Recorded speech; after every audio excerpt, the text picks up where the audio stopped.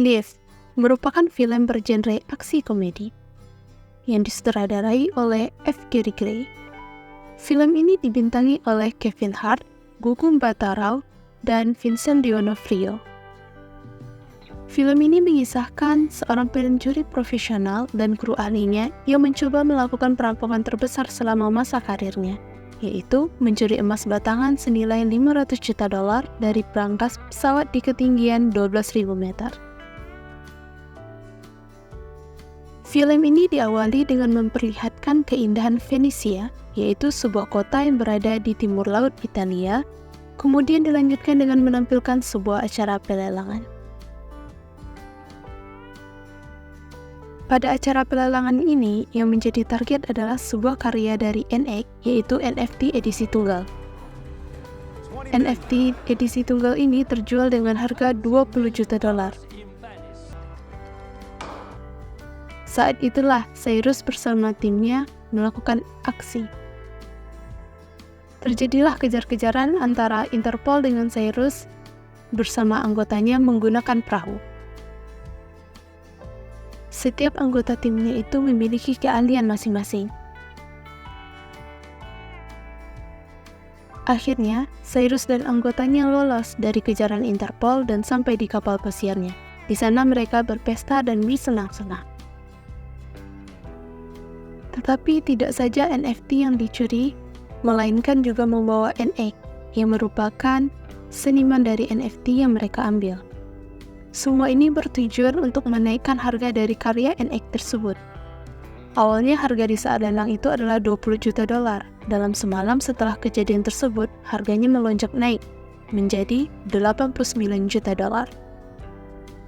Salah satu krunya yang bernama Denton sekarang sedang diinterogasi oleh Interpol karena masalah pencurian, pemalsuan, dan pencucian uang. Tetapi dia sangat ahli dalam penyamaran.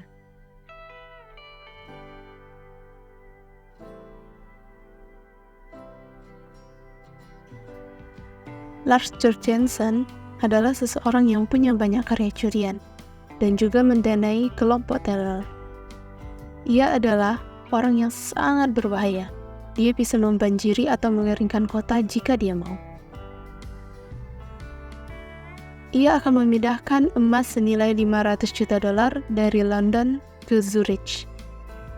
Sekarang salah satu anggota dari Interpol yang bernama Huxley ingin meminta bantuan kepada Cyrus untuk mencuri emas tersebut. Ini merupakan pencurian yang sangat berbahaya, karena pencurian kali ini dilakukan di dalam pesawat.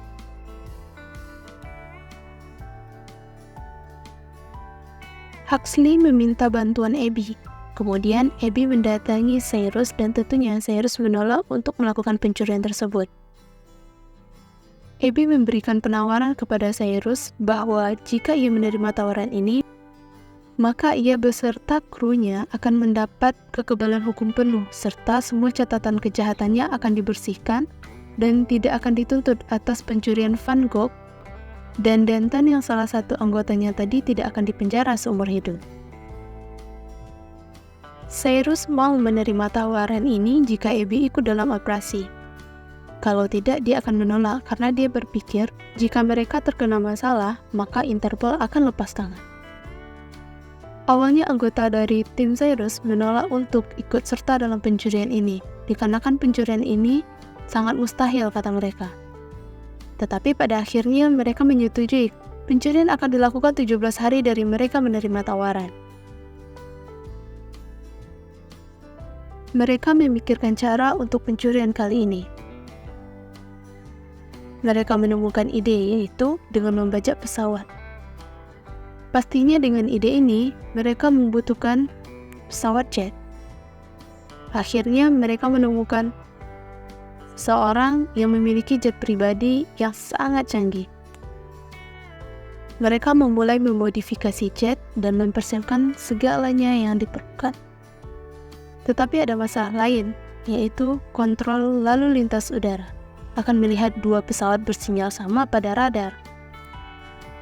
Tapi tidak kehilangan akal, Abby pergi menemui salah seorang kenalannya bersama Cyrus yang bekerja di kontrol lalu lintas udara yang berada di Brussels, bernama Harry. Dia menerima tawaran kerjasama setelah ditawarkan $1 juta oleh Cyrus. Kemudian Abby dan Cyrus menemui Huxley. Dia mengatakan bahwa emas tersebut akan dipindahkan 10 hari lagi karena anak buah Jorgensen yang bernama Tigu tewas yang sebelumnya telah membuka mulut. Dia mengatakan bahwa emas tersebut akan dipindahkan 10 hari lagi karena anak buah Jorgensen yang bernama Tigu tewas yang sebelumnya telah membuka mulut kepada Interpol saat ditanyai. Ketika mereka balik ke timnya, Cyrus mengatakan kepada teman-temannya agar tidak terlibat dalam pencurian ini, karena dia tidak mau teman-temannya dalam bahaya. Tetapi teman-temannya tidak mau dan tetap akan ikut dalam operasi ini. Setelah itu mereka melanjutkan persiapannya. Sampailah pada hari yang ditunggu. Mereka memasuki pesawat. Saat Cyrus mengkonfirmasi semua anggotanya apakah sudah di posisi masing-masing, ada satu anggotanya yang tidak merespon. Dia bernama Luke. Dia mengatakan tidak ikut karena tak sempat dan dengan risiko yang akan terjadi. Jadi ada sedikit kendala, karena Luke tidak ikut, dia yang membawa penguat sinyal. Solusinya adalah ada seseorang yang harus pergi ke toilet kelas 1 yang dekat dengan kokpit untuk merakit APSP, dan Abby menawarkan diri. Operasinya dimulai dan Camilla pun mulai menerbangkan jet. Kemudian Abby memulai merakit APSP, tetapi terjadi kendala dan Cyrus datang membantu. Camilla hampir sampai di posisinya dan terlihat pada radar. Disinilah tugas Harry untuk mengurus di bagian kontrol lalu lintas udara agar petugas lain menghiraukan apa yang terjadi. Dia mengatakan itu mungkin gangguan kecil yang kadang biasa terjadi. Sekarang giliran Magnus untuk membobol berangkas. Untuk mengulur waktu, terjadilah pertarungan antara Abby bersama Cyrus dengan anak buahnya Jorgensen. Pembobolan pun berhasil walaupun penuh dengan ketegangan. Tetapi semuanya ketahuan oleh anak buahnya Jorgensen. Pesawat harus didaratkan di Charlie Delta Foxtrot. Kemudian anak buahnya Jorgensen menyuruh untuk memindahkan emas tersebut ke pesawat jet. Selanjutnya mereka melakukan penerbangan ke salah satu kediaman Jorgensen di Zurich. Dalam penerbangan tersebut, terjadi peristiwa yang sangat epik. Terjadilah baku hantam antara anak buahnya Jorgensen dengan Abby dan Cyrus.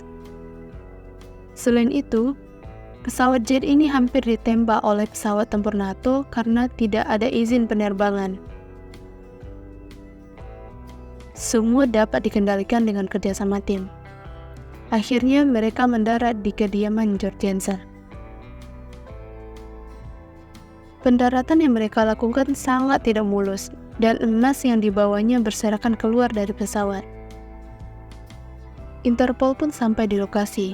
Kali ini tugasnya Misun untuk memutar rekaman yang ditampilkan dari badan pesawat jet yang merupakan layar LED besar yang bisa diprogram. Rekaman yang ditampilkan adalah ketika Jorgensen menembak seseorang. Akhirnya dia ditangkap oleh Interpol. Dan Abby mengetahui kenapa mereka hampir ditembak oleh NATO. Ternyata itu ulahnya dari Huxley. Akhirnya Abby memutuskan untuk mengundurkan diri dari Interpol dan ikut bersama Cyrus dan timnya.